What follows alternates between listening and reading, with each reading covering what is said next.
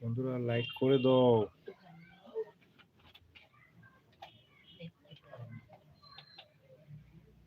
আমি দিব রে।